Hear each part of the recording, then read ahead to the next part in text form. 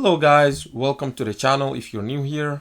Welcome back if you're not. My name's Gene, and in today's video we are going to talk about more HTML elements. Now before we start, this video is sponsored by me. Now don't worry, I'm not going to ask you to sign up to any of these crypto scams or any of these scammy websites. All I want you to do is to please like this video, subscribe to the channel, and yeah, you can comment down below to ask questions or leave feedback to help improve the content of this channel. Now back to the video. So in the previous lessons, we covered these elements right here that you can see on the screen, but we never opened our file to see what we actually did or what it looks like on the browser. So in today's video, we are going to open this file and see what we wrote or how this project looks like.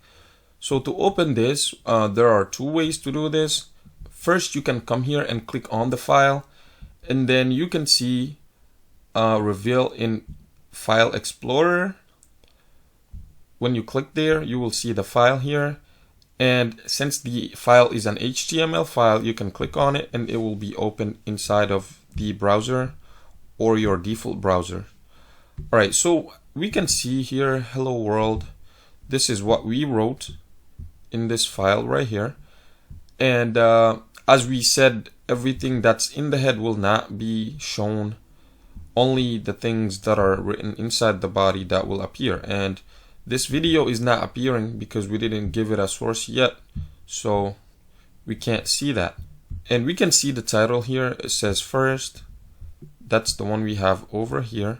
The second way to open this file is to download what is called a live server. To do that, you can come to the extensions tab and then search up live server. I already have it installed. You can go ahead and install it. So all you need to do now is to come here and click on go live. And what this app will help us do, or this extension will help us do, is every time we change the HTML, it will automatically reload the page. But if we open it like this, every time we make a change, I have to come here and reload.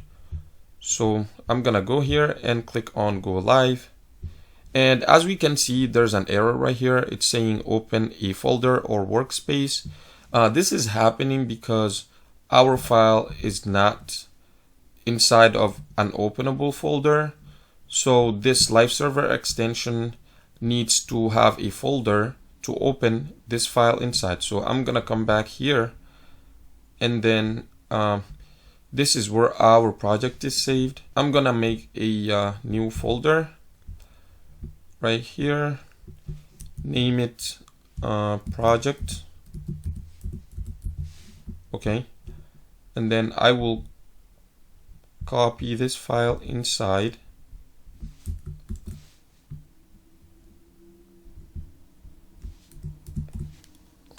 Okay, now the file is inside.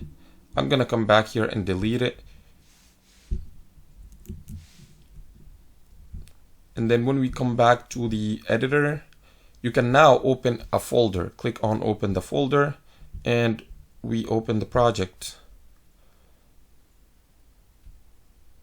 And then this is the file. Now once we click on go live, you will see it will start going live. I'm gonna allow access to the firewall, or you can just cancel it. So now we can see this is the first method we use to open it. Right here, I opened it directly from the file system, and in this case, I opened it via a server. So now that we're done installing live server on our code editor, I'm gonna go ahead and start talking about the elements that we will see in this video. The first element I want to talk about is the H element. The H element goes from H1 through H6, and this element helps us add titles to our websites. For example, if you have a blog post that needs a header or a title, you can use the H1 or H2 depending on how big you want it to be. H1 is the biggest, and then H6 is the smallest. Basically, the higher the number, the bigger the title will be. So I will just say H1 first, and we're gonna see what that looks like. And I'm gonna say big title inside it, and we will see what that text will be looking like in the browser. So I'm gonna open, and you can see big title. It's very different from the paragraph because it's not only bolder, but it's also bigger in size, okay? And yeah, if I were to write the H6 element, you're gonna see the difference. H6, I'm gonna say small title, okay? And then let's see what that looks like. As you can see, it is very small, and it's still different from the paragraph. The reason why it's different from the paragraph is because it's not only smaller, but it is bolder. Okay, the second element I want to talk about then is the EM tag. The EM tag stands for emphasis. We use this element when we want to make text look cursive or italicize it. So let's say this text is cursive or italic. Okay.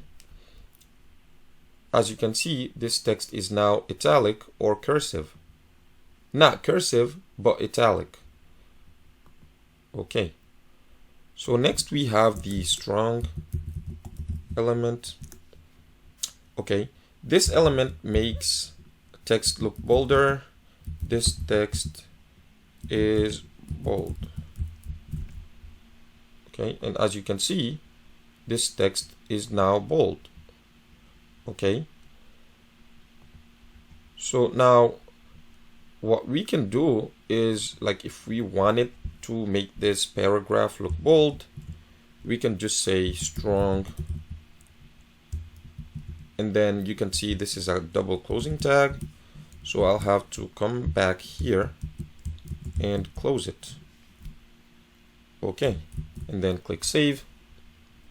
Then we can now see that the paragraph is bold. Okay, so what I can do to make this look easier to our eyes is just to indent it.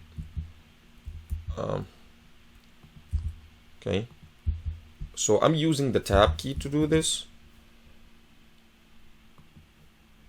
Okay, so now we can see that this paragraph right here is the parent to this strong element, and then this text right here is a child of the strong element. And if I wanted to make this text cursive or italic, I would need to wrap it inside the EM tag. I'm gonna delete this right here just to come here and close it. You can see this editor is smart enough, it does this automatically for us. Okay, so I'm gonna indent again using the enter key there, and then come back here and then click enter, and now it's indented. So if we read this structure, we will say, okay, so the paragraph is the parent here, and then the strong is a child of the paragraph, and then the EM is the emphasis is a child of the strong element, and then this text is a child of the emphasis tag. And that gives us text that is bold and italic at the same time. Okay, so we've covered these three elements. Next, I want us to start talking about the IMG tag. I think we've already seen this before in our previous lessons, but we didn't use it. So I'm gonna just start by using it right now. Okay. So as we said, the IMG tag is an element that is a single closing tag. Okay, it doesn't have anything text inside it, so that's why it's not a double closing tag. But we said it has attributes. So right here, what we need to do is, when we have an image, we need a source. Okay, we need to give it a source of where the image we want to display is. So sometimes we have images in our file systems. So if, for example, I have an image saved in my downloads folder, I can just give it a path to that image. But right now, I do not think I have images in my computer. So I'm just gonna go to Google and then look for a cute cat image, and I will just take the URL to that image or the source and then paste it there, and we will get to see that image in our browser. So I'm gonna research cat photos. Let's say I like this cat right here. So what I will just need to do is right click and copy image address. So right now I have the URL to this image. So if I paste it and then I open our browser, go back to the project we had, we can see this cat image. It's so big, but it's okay. We'll take care of that later. The only thing that matters right now is now that we can have images in our project. Okay, so going back here again, I'm gonna drag this right here so we can see. All right, next I want to talk about the anchor element in case we want to add links to our website. That's the element name standing for anchor. So if I click, you can see this tag has an attribute called href, and what I need to give it as a value is the website or the source I want to link to. And for example, let's say I know the address of Google. I'm just gonna say https, okay, //google.com, and then inside the element I would need to write some text for you to see, okay, because what's inside the attribute will not be displayed. The only thing that you will see is the Google, okay, but then once you click on the text that you see, you will be redirected to this website right here. So let's try this and then go back here, and you can see this at the right side of your screen.